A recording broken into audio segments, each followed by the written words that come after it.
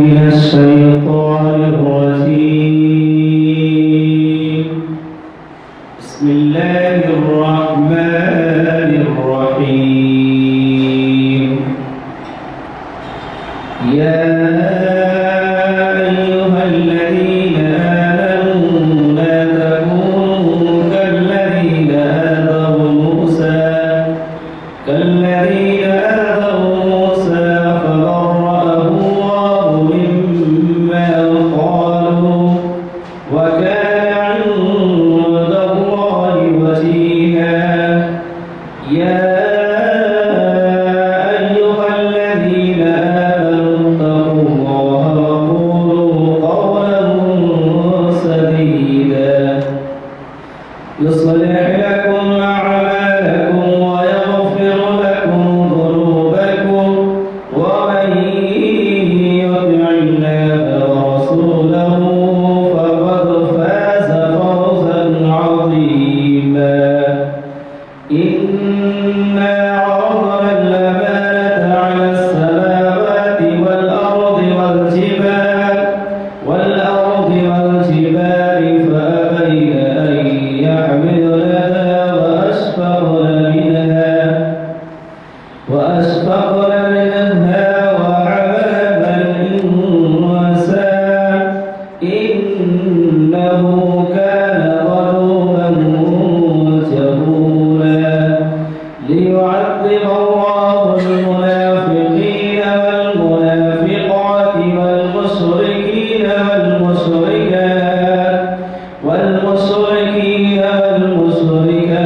ويتوب الله على المؤمنين والمؤمنات وكان الله غفورا رحيما. صدق الله العظيم. ما أصاب من مصيبة إلا بإذن الله ومن يؤمن بالله فهدى قلبه والله على كل شيء قدير والله على كل شيء عليم. صدق الله العظيم. برادران اکرام، یہ جو آیت میں نے تلاوت کی ہے یہ سورۃ تغابن کی 11ویں آیت ہے. اس میں اللہ تعالیٰ اپنے ایک قانون کو واضح کرتے ہیں، بتاتے ہیں کہ تم لوگ جو زندگی گزارتے ہیں اس کے اندر آپ کو کبھی خوشی، کبھی غم، کبھی حالات مختلف سے دکھائی دیتے ہیں، لیکن یہ سب تمہارے اعمال اور تمہاری اللہ کی احکام کی پابندی کی زیر نظر ہوتا ہے، اسی کے مطابق ہوتا ہے. پہلی آیت کا جو ہے آپ ترجمہ دیکھیے. ما اصاب من مصیبت، تم پر جو کوئی بھی مصیبت آتی ہے، تکلیف پہنچتی ہے، جو کوئی بھی تمہاری مرضی کے خلاف کام ہوتا ہے، وہ الا باذن اللہ، اللہ کی مرضی کے مطابق ہوتا ہے. اللہ نے چاہتا ہے تو تم کو تکلیف پہنچتی ہے، اور تم کو جو ہے جو کچھ بھی دلی صدمہ ہوتا ہے، نقصان ہوتا ہے، جو کچھ بھی ہوتا ہے نا، یہ صرف کا صرف اللہ کے حکم کے مطابق ہوتا ہے جو آپ کے لیے فائدہ مند ہوتا ہے. اس کے اوپر ہمارا ایمان ہونی چاہیے، اور اس قسم کی مواقع پر ہم اپنے ایمان کو مضبوط رکھنا چاہیے. پھر اس کے بعد اللہ تعالیٰ فرماتے ہیں کہ وہ یؤمن باللہ، جو کوئی ایمان لاتے ہیں، اللہ کے احکام کی پابندی کرتے ہیں، جو لوگ اپنی زندگی کو شریعت کے مطابق گزارتے ہیں، تو فہدى قلبہ یہدى قلبہ، اللہ تعالیٰ ان کے دلوں کو ہدایت فرما دیتے ہیں. جو لوگ نیک ہوتے ہیں، شریعت کے مطابق چلتے ہیں، تو اللہ تعالیٰ ان کے قلب کو ہدایت کا راستہ بتا دیتے ہیں، صحیح راستہ بتا دیتے ہیں. جہاں کہیں بھی لفظ، غلطی، شرعی احکام کی خلاف ورزی ہوتی ہے تو اللہ تعالیٰ متنبہ کر دیتے ہیں کہ یہ کام تمہارا غلط ہے یا صحیح ہے. اللہ تعالیٰ متنبہ کر دیتے ہیں. اللہ تعالیٰ یہدی قلبہ، آپ کے دل پر یہ ہدایت کر دیتے ہیں. واللہ علی کل شیء علیم، بے شک اللہ تعالیٰ ہر ایک بات کا جاننے والا ہے، سب کچھ جاننے والا ہے. صدق اللہ العظیم. آج ہمیشہ کی طرح ماشاء اللہ سے محفل تاریخ اسلام کی 950ویں محفل ہے جو آج 5 مارچ کو منعقد ہو رہی ہے جامع مسجد عالیہ گن فاؤنڈری کے کانفرنس ہال میں۔ اور آج کی وقت کے مطابق سے، کیونکہ آج 1 شعبان ہے، اسی مطابقت سے ماہ شعبان کی اہمیت، فضیلت احادیث نبوی کی روشنی میں مخاطب فرمائیں گے ہمارے جانے پہچانے مقدر مفتی محمد عرفان قاسمی صاحب۔ میں گزارش کرتا ہوں عرفان قاسمی صاحب سے کہ وہ آئے اور رمضان المبارک کی تیاری کے سلسلے میں ماہ رمضان سے جو احادیث کی نصیحتیں ہیں، رہنمائی ہے، اس کے اوپر عمل کرنے کی ہمیں توفیق دے۔ آپ سنیں گے ماہ رمضان کی فضیلت۔ رحمۃ اللہ وبرکاتہ۔ بسم اللہ الرحمن الرحیم۔ الحمد للہ وکفى وسلام علی عباده الذین اصطفى، اما بعد فاعوذ باللہ من الشیطان الرجیم، بسم اللہ الرحمن الرحیم۔ ان عدۃ الشہور عند اللہ 12 شہرا فی کتاب اللہ یوم خلق السماوات والارض منها 4 حرم، صدق اللہ العظیم۔ وقال النبی صلی اللہ علیہ وسلم شعبان شہری ورمضان شہر اللہ، او کما قال علیہ الصلاۃ والسلام۔ محترم گرامی قدر حاضرین کرام و ناظرین عظام، جیسا کہ ابھی بتایا گیا کہ آج شعبان المعظم کی پہلی تاریخ ہے،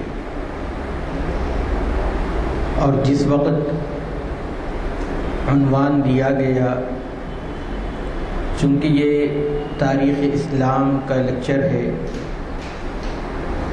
اسلامی تاریخ سے متعلق ہمیں کچھ باتیں آپ کے سامنے پیش کرنی ہوتی ہے، اسی مناسبت سے عنوان بھی دیا گیا کہ ماہ شعبان، اہمیت و فضیلت احادیث مبارکہ کی روشنی میں۔ ظاہر سی بات ہے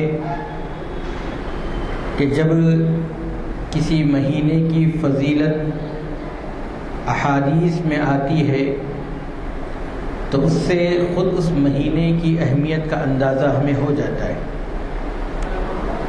اور جبکہ شعبان کا مہینہ رمضان مبارک سے متصل ہے، اس لیے بھی اس کی اہمیت بڑھ جاتی ہے۔ کیوں؟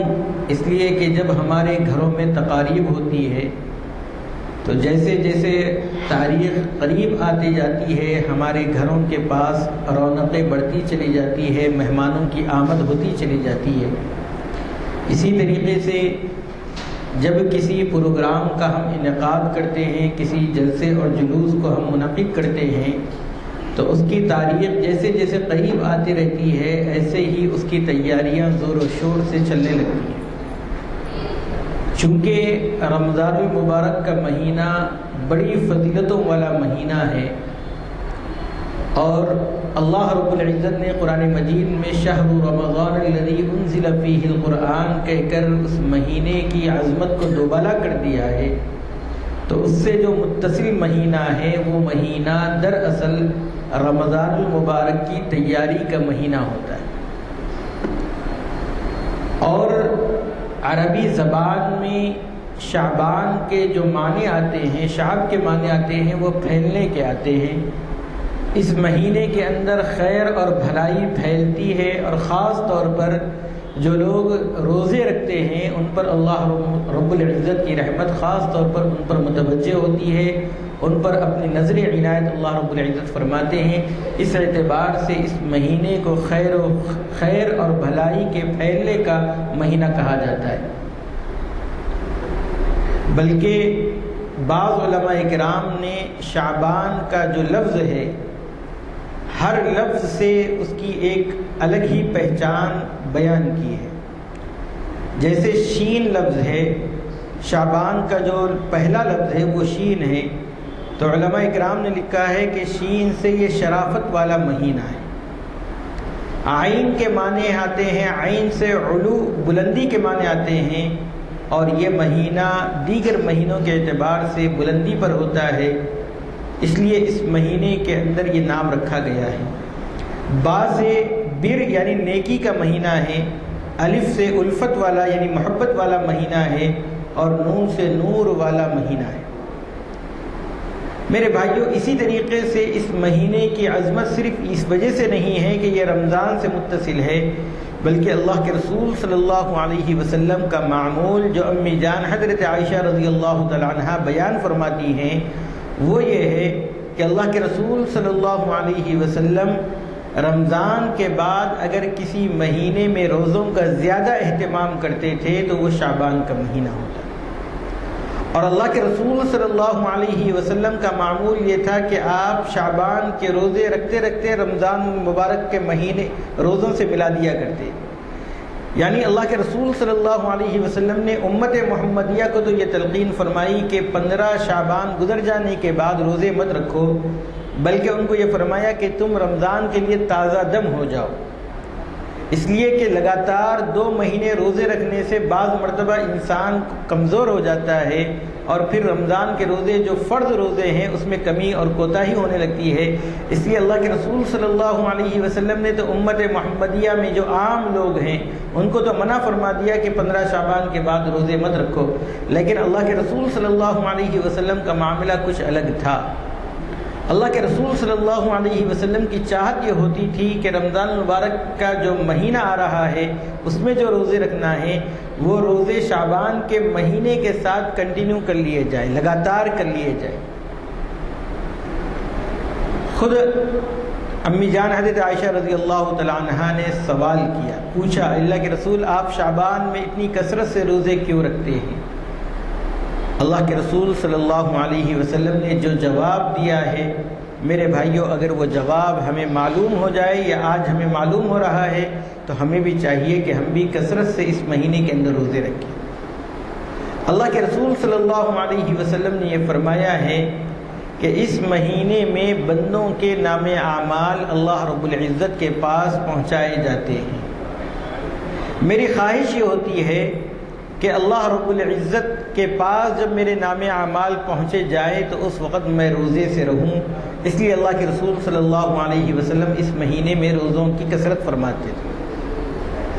دوسری وجہ اللہ کے رسول صلی اللہ علیہ وسلم نے روزے رکھنے کی یہ فرمائی کہ رمضان شعبان کے مہینے میں اللہ رب العزت جن کی اس سال موت مقدر ہوتی ہے، اللہ رب العزت اس کی زندگی کا جو فیصلہ ہوتا ہے روح قبض کرنے والے فرشتے کے حوالے کر دیتے ہیں اور کہتے ہیں کہ اس سال فلاں وقت ان کی موت واقع ہوگی، ان کی روح قبض کر لینا۔ اللہ کے رسول صلی اللہ علیہ وسلم نے فرمایا کہ جس وقت میری موت فرشتے کے حوالے کی جا رہی ہے اس وقت میں روزے سے رہوں، یہ مجھے زیادہ پسند ہے۔ اس لیے اللہ کے رسول صلی اللہ علیہ وسلم نے روزے کی جو اہمیت بیان فرمائی ہے وہ یہ فرمایا کہ الصوم لی وانا اجزی بہ۔ اللہ کے رسول صلی اللہ علیہ وسلم فرماتے ہیں کہ اللہ رب العزت فرماتے ہیں کہ روزہ میرے لیے ہے اور میں خود اس کا بدلہ دوں گا یا میں خود اس کا بدل ہوں۔ اگر اس کو مجہول پڑھیں گے تو اس کا ترجمہ ہوگا میں خود اس کا بدل ہوں۔ کیوں؟ اس لیے کہ روزے کا جو معاملہ ہے اس کے اندر اخلاص کوٹ کوٹ کر بھرا ہوا ہوتا ہے۔ دیگر عبادتیں اس اخلاص سے ادا نہیں کی جاتی ہے جتنا روزے اخلاص کے ساتھ ادا کیے جاتے ہیں۔ ہم گھر میں تنہا ہوتے ہیں، بازار میں کبھی ہم اکیلے ہوتے ہیں اور ہمیں کوئی دیکھنے والا نہیں ہوتا ہے، اگر ہم چاہیں تو پیاس مٹانے کے لیے ایک باٹل خرید کر ہم منہ کو لگا لے سکتے ہیں، کوئی ہمیں ٹوکنے والا نہیں ہوتا ہے۔ گھر میں تنہا ہوتے ہیں، اگر چاہیں تو ہم وہاں پر بیٹھ کر کھانا کھا لیں، پانی پی لیں اور اسی طریقے سے دیگر کام کر لیں، لیکن ہمیں جو احساس ہوتا ہے، ہمیں جو شعور اور آگاہی رہتی ہے وہ یہ ہے کہ جس کے لیے میں روزہ رہ رہا ہوں وہ ذات مجھے دیکھ رہی ہے۔ اسی لیے اللہ کے رسول صلی اللہ علیہ وسلم نے فرمایا کہ اللہ رب العزت فرماتے ہیں کہ روزہ میرے لیے ہے اور میں خود اس کا بدل ہوں۔ دیگر اعمال کے تعلق سے اللہ کے رسول صلی اللہ علیہ وسلم نے فرمایا کہ اللہ رب العزت ایک نیکی کا بدلہ 10 گنا تک اور جتنا ہو سکے 700 گنا تک بڑا کر دیتے ہیں۔ میرے بھائیوں، شعبان کا مہینہ جب رمضان المبارک کے مہینے کا استقبال ہے تو یقیناً حضرات صحابہ کرام، تابعین، تبع تابعین، اولیاء اللہ نے اس ماہ مبارک کے اندر کچھ اعمال کیے ہیں۔ تو حضرت پیران پیر عبد القادر جیلانی رحمۃ اللہ علیہ حضرت انس رضی اللہ تعالیٰ عنہ کے حوالے سے یہ بات نقل کرتے ہیں کہ شعبان کے مہینے میں حضرات صحابہ کرام کثرت کے ساتھ قرآن مجید کی تلاوت کرتے۔ صحابہ کرام کا معمول یہ تھا کہ وہ لوگ اس مہینے کے اندر اپنی زکوٰۃ نکال کر غریبوں میں تقسیم کر دیا کرتے تھے تاکہ غریبوں کا رمضان صحیح سکھ اور چین کے ساتھ گزر سکے، ان کو جو ہے مالی اعتبار سے کسی قسم کی کوئی مشکلات پیش نہ آئے۔ حاکموں کے تعلق سے حضرت انس رضی اللہ تعالیٰ عنہ فرماتے ہیں کہ حاکم حضرات اپنے قیدیوں کو بلاتے اور جن کے جرم جیسے ہوتے ان کے ساتھ جلد سے جلد فیصلہ فرما دیتے۔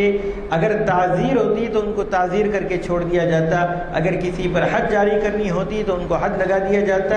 الغرض اس مہینے کے اندر حضرات صحابہ کرام کا معمول یہ تھا کہ وہ اپنے غلاموں اور ماتحتوں کا بوجھ اس مہینے کے اندر ہلکا کر دیتے۔ اگر کوئی قیدی ہوتا تو اس کا فیصلہ کر دیا جاتا، اگر اس کو چھوڑنا ہوتا تو چھوڑ دیا جاتا، حد جاری کرنا ہوتا حد جاری کر کے معاملے کو کلوز کر دیا جاتا، ختم کر دیا جاتا۔ یہ سب کیوں کیا جا رہا ہے؟ اس لیے کہ جو ماہ مبارک آنے والا ہے اس میں یکسوئی حاصل ہو جائے۔ بعض مقدمین علماء کرام نے لکھا ہے کہ شعبان کے مہینے کو ہم اپنے دور میں قرہ حضرات کا مہینہ کہا کرتے تھے۔ کیوں؟ اس لیے کہ سب جانتے ہیں کہ رمضان مبارک میں تراویح کا عمل ہے، تراویح میں ہم قرآن مجید سنتے ہیں، تو قرآن مجید یاد کرنے کا جو دور ہوتا ہے وہ عام طور پر قاری اور قرہ حضرات جو تراویح میں قرآن مجید سناتے ہیں وہ شعبان کے مہینے میں قرآن مجید کثرت کے ساتھ تلاوت کرتے ہیں، اس کا دور کر لیتے ہیں تاکہ رمضان آنے سے پہلے ایک دور کم از کم ہو جائے تاکہ رمضان میں زیادہ مشکلات پیش نہ آئیں۔ اسی طریقے سے شعبان کے مہینے کی فضیلت ایسی ہے، اللہ کے رسول صلی اللہ علیہ وسلم نے ایک حدیث میں فرمایا کہ رجب کے مہینے کی فضیلت ایسی ہے جیسے قرآن مجید کو تمام کتابوں پر فضیلت حاصل ہے۔ یعنی جیسے کتاب اللہ یعنی قرآن مجید اللہ کی کتاب ہے، یقیناً دنیا بھر کی ساری کتابوں پر اس کو فوقیت اور فضیلت حاصل ہے، ایسے ہی رجب کے مہینے کو دیگر مہینوں پر وہ فضیلت حاصل ہے۔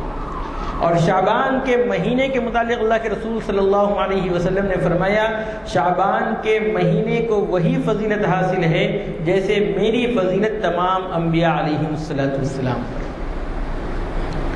اور رمضان المبارک کے تعلق سے اللہ کے رسول صلی اللہ علیہ وسلم نے فرمایا رمضان المبارک کو ایسی ہی فضیلت حاصل ہے جیسے اللہ رب العزت کو تمام مخلوقات پر۔ اسی لیے اللہ کے رسول صلی اللہ علیہ وسلم نے شعبان کے تعلق سے فرمایا کہ شعبان شہری، شعبان میرا مہینہ ہے، ورمضان شہر اللہ، اور رمضان اللہ کا مہینہ۔ پھر شعبان کے مہینے میں ایک رات ایسی آتی ہے جس کو ہم شب برات کہتے ہیں۔ یہ رات دراصل اللہ رب العزت کی طرف سے ہم امت محمدیہ کو ایک تحفہ ہے۔ اللہ کے رسول صلی اللہ علیہ وسلم نے اس رات کے تعلق سے فرمایا کہ اس رات میں اللہ رب العزت اتنے بندوں کی مغفرت فرماتے ہیں جتنے بنو کلب کے بکریوں کے بال ہوتے ہیں۔ اب اندازہ کیجئے کہ اللہ کے رسول صلی اللہ علیہ وسلم نے قبیلے بنو بکر کا ذکر کیوں فرمایا؟ تو محدثین لکھتے ہیں اس لیے فرمایا کہ ان کے پاس سب سے زیادہ بکریاں ہوا کرتی تھی۔ تو اس کی کیا فضیلت ہے؟ تو دوسری فضیلت یہ بیان کرتے ہیں کہ بنو کلب کی جو بکریاں تھیں ان بکریوں کے اوپر جو بال ہوتے تھے وہ سب سے زیادہ ہوتے تھے۔ اس لیے اللہ کے رسول صلی اللہ علیہ وسلم نے پہلے تو بنو کلب کا تذکرہ کیا، پھر ان کے بکریوں کا تذکرہ کیا. اسی میں دوسرے دیگر قبائل سے زیادہ ان کے پاس بکریاں تھیں، یہی فضیلت تھی. لیکن پھر ان بکریوں کے بالوں کا تذکرہ کیا ہے. آپ اندازہ کیجئے، نہ بال کا ہم اندازہ کر سکتے ہیں، نہ اس کی تعداد ہمیں معلوم ہو سکتی ہے. اللہ رب العزت کتنے بندوں کی مغفرت اس میں فرما دیتے ہیں.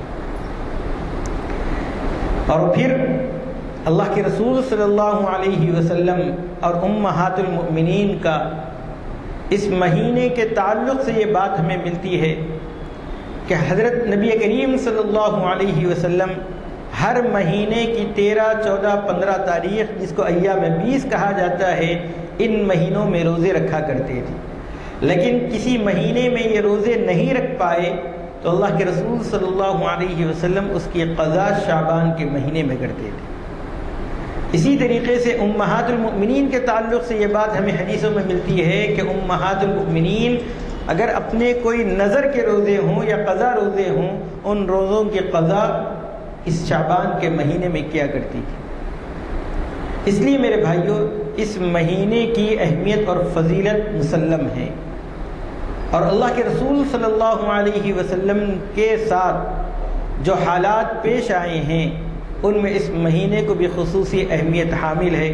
چنانچہ تاریخ کے حوالے سے اگر دیکھیں گے تو اللہ کے رسول صلی اللہ علیہ وسلم کی ایک دلی خواہش تھی، دلی تمنا تھی، وہ یہ ہے کہ تحویل قبلہ ہو. آپ صلی اللہ علیہ وسلم جب مدینہ منورہ تشریف لے گئے ہجرت کر کے، تو آپ کو بیت المقدس کی طرف رخ کر کے نماز پڑھنے کا حکم دیا گیا. چنانچہ اللہ کے رسول صلی اللہ علیہ وسلم 16-17 مہینے اسی طرف رخ کر کے نماز ادا کرتے رہے. لیکن اللہ کے رسول صلی اللہ علیہ وسلم کی دلی تمنا یہ تھی کہ کسی طریقے سے مکہ مکرمہ خانہ کعبہ جو ہے وہ قبلہ بن جائے. اللہ رب العزت نے پارے 2 کے ابتدائی رکوع کے اندر نبی کریم صلی اللہ علیہ وسلم کی اس دلی تمنا کو پوری کیا، تو وہ مہینہ شعبان کا مہینہ تھا. اسی طریقے سے اللہ کے رسول صلی اللہ علیہ وسلم کو تیمم کی جو اجازت دی گئی ہے اور امت محمدیہ کی یہ خصوصیت ٹھہری کہ زمین بھی اس کے لیے پاکی کا ذریعہ بن سکتا ہے، اور پانی نہ ہونے کی صورت میں ہم چاہے تیمم غسل کرنے کی ضرورت ہو یا وضو کرنے کی ضرورت ہو، پانی میسر نہیں ہے تو ہم تیمم کر کے نماز ادا کر سکتے ہیں. اور یہ تیمم کی اجازت بھی اسی ماہ کے اندر دی گئی ہے. اللہ کے رسول صلی اللہ علیہ وسلم کے 2 نکاح حضرت حفصہ اور حضرت جویریہ رضی اللہ تعالی عنہما سے اسی ماہ کے اندر ہوا ہے. اور نبی کریم صلی اللہ علیہ وسلم کا ایک غزوہ جو تاریخ کی کتابوں میں اور سیرت کی کتابوں میں بڑی نمایاں طور پر بڑا عنوان اس کا دیا جاتا ہے، غزوہ بنو المصطلق، اس کا آغاز اور اس کا جو انجام ہوا ہے، اور اس مہینے کے اندر ہی اللہ کے رسول صلی اللہ علیہ وسلم نے اس غزوے کو انجام دیا ہے. اس وجہ سے تاریخی اعتبار سے بھی یہ مہینہ بڑی اہمیت کا حامل ہے. اور پھر اللہ کے رسول صلی اللہ علیہ وسلم کا ایک طرف یہ معمول اور حضرات صحابہ کرام اور تابعین رضوان اللہ تعالی علیہم اجمعین کا یہ معمول یقیناً ہمیں اس طرف اپیل کرتا ہے کہ ہم بھی اس مہینے کی عظمت کو سمجھیں. اور کیوں نہ سمجھیں؟ اس لیے کہ اللہ کے رسول صلی اللہ علیہ وسلم نے فرمایا کہ تم لوگ شعبان کے چاند کو یاد رکھو، احسو ہلال شعبان لرمضان. اللہ کے رسول صلی اللہ علیہ وسلم نے فرمایا کہ شعبان کے چاند کو دیکھو، اس کی حفاظت کرو. کیوں حفاظت کرو؟ رمضان کے مہینے کا حساب تم کر سکو. یعنی رمضان کا صحیح اندازہ اور صحیح حساب کرنے کے لیے شعبان کے مہینہ اور اس کی تاریخ کی حفاظت کرنے کا اللہ کے رسول صلی اللہ علیہ وسلم نے ہمیں حکم دیا ہے. اس لیے میرے بھائیوں، اس مہینے کی اہمیت کو ہم سمجھیں، اور اس میں جو اعمال ہمیں کرنے ہیں ان اعمال میں سب سے زیادہ قرآن مجید کی تلاوت کرنا ہے، روزے رکھنا ہے، اور اپنے مالوں کی اگر ہم زکوٰۃ دے دیں تو وہ زکوٰۃ ادا کریں. اور چوتھی بات یہ ہے کہ رمضان المبارک کا مہینہ بڑی عظمتوں بڑی برکتوں والا مہینہ ہے.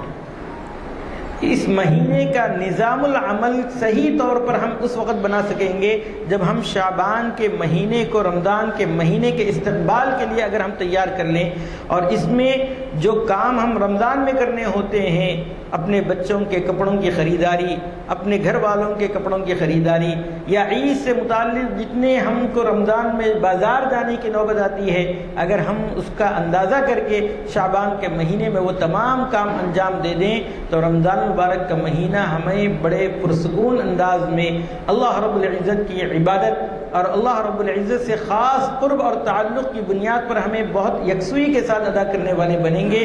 اگر ہم نے شعبان کے مہینے میں غفلت کی تو پھر رمضان کا مہینہ اگر ہم عبادت کرنا بھی چاہیں تو اتنی مجبوریاں ہمیں گھیر لیتی ہیں کہ ان کی وجہ سے ہم صحیح طور پر عبادت نہیں کر پاتے ہیں۔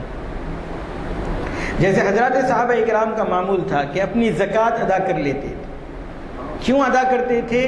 تاکہ غریب حضرات معاش کی کیفیت جو ان کو پیدا ہوتی ہے، رمضان سے پہلے ان کو اس مسئلے سے ہم نجات دے دیں گے تو ان کا رمضان صحیح گزر جائے گا، رمضان میں وہ ادھر بدر نہیں بھٹکیں گے۔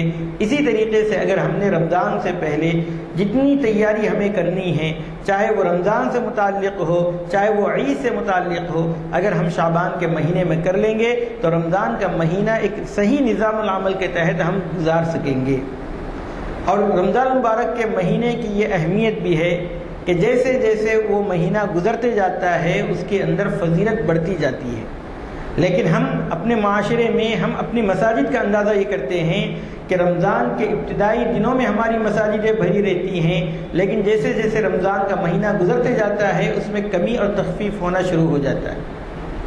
حالانکہ اہمیت جیسے جیسے رمضان کا مہینہ آگے جاتا ہے اہمیت بڑھتی جاتی ہے، بالکل آخر عشرہ جب آتا ہے تو اس کی اہمیت تو اور زیادہ بڑھ جاتی ہے۔ اللہ کے رسول صلی اللہ علیہ وسلم اعتکاف کرتے تھے، حضرات گھر صحابیات کو اللہ کے رسول صلی اللہ علیہ وسلم ازواج مطہرات کو حکم دیتے تھے اور کہتے تھے کہ اس میں بہت بکثرت عبادت کر لیا جائے، لیکن ہمارا حال یہ ہوتا ہے کہ ہم رمضان کے آخر عشرے میں زیادہ تر بازار کا رخ کرتے ہیں تاکہ عید کی خریداری کر سکیں۔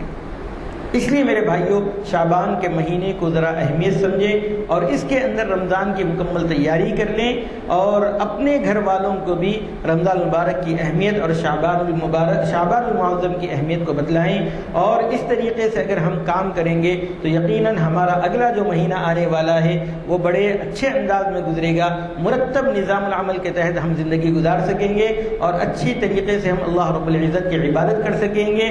اگر ہم نے شعبان کے مہینے کو یوں ہی نظر انداز کر دیا تو پھر رمضان کا مہینہ بھی ہمارا غیر منظم انداز میں گزرے گا، جس سے ہمیں بچنے کی کوشش کرتے رہنا چاہیے۔ اس لیے کہ بہت گزشتہ رمضان میں بہت ہم ساتھی ہمارے ساتھ رہے ہیں، ہمارے ساتھ نماز پڑھے ہیں، ہمارے ساتھ انہوں نے افطار کیا ہے، ہمارے ساتھ وہ نماز اور روزوں میں شریک رہے ہیں، تراویح میں شریک رہے ہیں، لیکن آج وہ ہمارے درمیان نہیں رہے۔ کل ایسا ہی ہو سکتا ہے کہ ہماری زندگی کے کتنے لمحات باقی ہیں۔ اس لیے میرے بھائیوں، اس مہینے کے اندر بھی اللہ کے رسول صلی اللہ علیہ وسلم رجب کا چاند دیکھنے کے بعد دعا کا اہتمام فرماتے تھے، اللہم بارک لنا فی رجب و شعبان وبلغنا رمضان۔ اس دعا کا اہتمام بھی ہر فرض نماز کے بعد اور چلتے پھرتے ہمیشہ اس دعا کا اہتمام کریں، اور جب رمضان مبارک کی مبارک ساعتیں ہمیں مل جائیں تو اس کی قدردانی کریں، اور اس شعبان کے مہینے کو بھی ہم بڑی اہمیت کے ساتھ سمجھیں، اس لیے کہ شعبان کی اہمیت کا اندازہ حضرات علماء اکرام نے فرمایا کہ زمانے تین طرح کے ہوتے ہیں۔ ایک وہ زمانہ ہوتا ہے جو گزر گیا ہوتا ہے، ایک وہ زمانہ ہے جو آنے والا ہوتا ہے، ایک وہ زمانہ ہے جو چل رہا ہوتا ہے۔ شعبان کا حال یہی ہے کہ رجب کا مہینہ گزر گیا ہوتا ہے اور رمضان کا مہینہ آنے والا ہوتا ہے، اور شعبان کا مہینہ چل رہا ہوتا ہے۔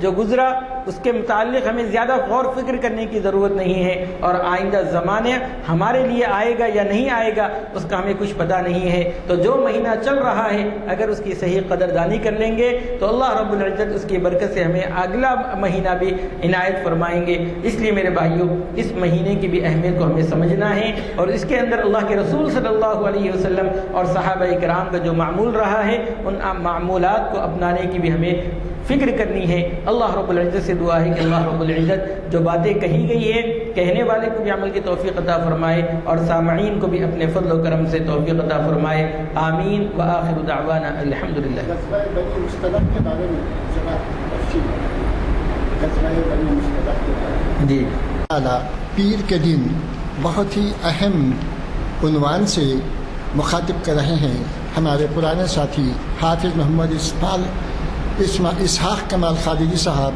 کانفرنس ہال میں جو شریعت انفارمیشن سروس کی 846 میں نشست ہوگی، اور یہ پیر کے دن بعد نماز عصر یہیں پر ہوگی، اور اس کا عنوان ہے جو خوشیاں اور تقریبات کیسے منائیں، خوشیاں اور تقریبات کیسے منائیں اسلام کی روشنی میں۔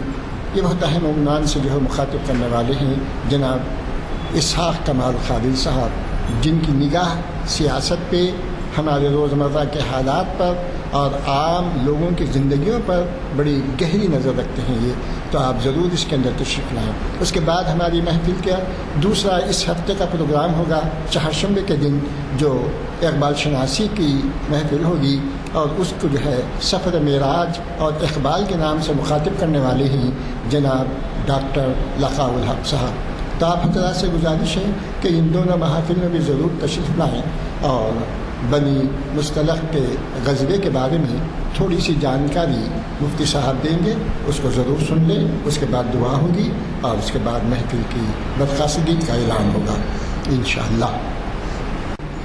یہ اصل میں قبیلہ خزاعہ کا ایک قبیلہ ہے، جس کا سردار جو ہے حارث کا، جویریہ بنت حارث رضی اللہ تعالی عنہ، جو نبی کریم صلی اللہ علیہ وسلم کی زوجہ بنی، یہ انہی کی بیٹی تھی۔ سن 5 ہجری میں جب اللہ کے رسول صلی اللہ علیہ وسلم غزوہ احزاب سے فارغ ہوئے، تو آپ نے بنو قریظہ، یہ تو مدینہ منورہ کے ہی قبیلہ تھا، اس سے اللہ کے رسول صلی اللہ علیہ وسلم نے نبرد آزما کر کے اس کو فتح کیا۔ اس کے بعد 2 غزوات بلکہ 3 غزوات قریب قریب پیش آئے۔ امام بخاری رحمۃ اللہ علیہ نے اس کو تذکرہ کیا ہے۔ عام طور پر جتنے غزوات پیش آئیں اس میں منافقین ساتھ نہیں تھے، ان لوگوں کو اپنے جان کا خوف ہوتا تھا، لیکن یہ پہلا غزوہ ہے جس میں اللہ کے رسول صلی اللہ علیہ وسلم کے ساتھ منافقین بھی گئے تھے۔ اللہ کے رسول صلی اللہ علیہ وسلم کو دراصل اطلاع ملی تھی کہ حارث اپنے چند قبیلوں کو لے کر مدینہ منورہ پر حملہ آور ہونے کے ارادے سے نکلا ہے۔ اللہ کے رسول صلی اللہ علیہ وسلم جب اس کے تعاقب کے لیے نکلے تو درمیان میں ان لوگوں کا ایک جاسوس پکڑا گیا۔ اللہ کے رسول صلی اللہ علیہ وسلم کے حکم سے اس جاسوس کو قتل کر دیا گیا، اور پھر اللہ کے رسول صلی اللہ علیہ وسلم آگے پیش قدمی فرمائی تو حارث کے اوپر بہت بڑا اثر پڑا، وہ گھبرا گیا، اور اس کے ساتھ جو قبائل تھے وہ بکھر گئے۔ اس کے بعد اللہ کے رسول صلی اللہ علیہ وسلم اور کفار یعنی دونوں فریقین کے درمیان تیر اندازی ہوئی، اور کچھ ہی دیر کے بعد پورا فتح ہو گیا اور بہت سے لوگ قیدی ہو گئے، جس میں حضرت جویریہ رضی اللہ تعالی عنہ قید ہو کر آئی۔ اللہ کے رسول صلی اللہ علیہ وسلم کو بتایا گیا کہ یہ سردار کی بیٹی ہے، تو اللہ کے رسول صلی اللہ علیہ وسلم نے انہیں آزاد کر کے اپنے نکاح میں لے لیا۔ اسی واقعے کے بعد جو واقع افک پیش آیا ہے وہ اسی غزوے کے اندر ہے، جس میں حضرت نبی کریم صلی اللہ علیہ وسلم کی پاک باز حضرت عائشہ رضی اللہ تعالی عنہا کے اوپر تہمت لگائی گئی ہے، وہ اسی غزوے کے اندر پیش آیا۔ اللہ رب العزت نے حضرت عائشہ رضی اللہ تعالی عنہا کی برات کے لیے باضابطہ قرآن مجید کی آیات نازل فرمائی۔ 10 آیتیں حضرت عائشہ رضی اللہ تعالی عنہا کی برات میں نازل ہوئی، وہ اسی غزوے کے اندر پیش آئی ہے۔ یہ غزوہ اگرچہ کہ اس میں زیادہ مسلمانوں کی طرف سے کوئی جانی نقصان نہیں ہوا ہے بلکہ فتح ہوئی ہے، لیکن اس غزوے میں حضرت نبی کریم صلی اللہ علیہ وسلم کا حضرت جویریہ رضی اللہ تعالی عنہا سے نکاح کرنا اور تیمم کی اجازت اسی غزوے کے اندر ملی ہے، اور واقع افک کا پیش آنا اس وجہ سے اس غزوے کی اہمیت بڑھ گئی ہے۔ اللهم صل على محمد وعلى آل محمد وبارك وسلم ربنا آتنا في الدنيا حسنة وفي الآخرة حسنة وقنا عذاب النار ربنا ظلمنا أنفسنا وإن لم تغفر لنا وترحمنا لنكونن من الخاسرين ربنا لا تزغ قلوبنا بعد إذ هديتنا وهب لنا من لدنك رحمة إنك أنت الوهاب ربنا تقبل منا إنك أنت السميع العليم وتب علينا إنك أنت التواب الرحيم سبحان ربك رب العزة عما يصفون وسلام على المرسلين والحمد لله بہت شکریہ ماشاء اللہ سے